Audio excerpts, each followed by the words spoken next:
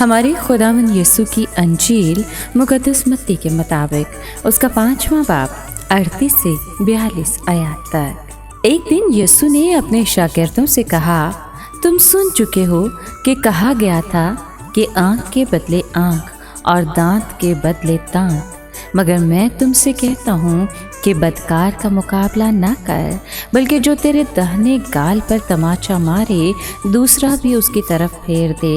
اور اگر کوئی عدالت میں تجھ پر نالش کر کے تیرا کرتا لینا چاہے تو چوغا بھی اسے لے لینے دے۔ اگر کوئی تجھے 1 کوس بیگار میں لے جائے اس کے ساتھ 2 کوس چلا جا۔ جو کوئی تجھ سے کچھ مانگے اسے دے، اور جو تجھ سے قرضہ چاہے اس سے منہ نہ موڑ۔ پاک کلام کے پڑھے اور سنے جانے پر خداوند کی برکت ہو، خدا کا شکر ہو۔ عزیز دوستو، موسیٰ کی شریعت اور رومی قانون سب کے سب اس بات کا تقاضا کرتے تھے کہ برائی کرنے والے کے ساتھ ویسا ہی سلوک کیا جائے جو اس نے دوسرے کے ساتھ کیا۔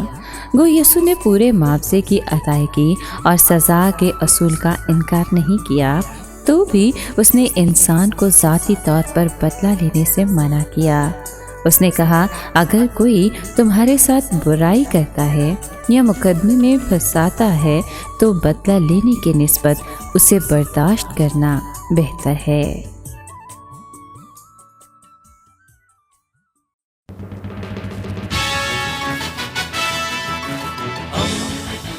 دوستی کا پیغمبر، ریڈیو ویریتاس ایشیا۔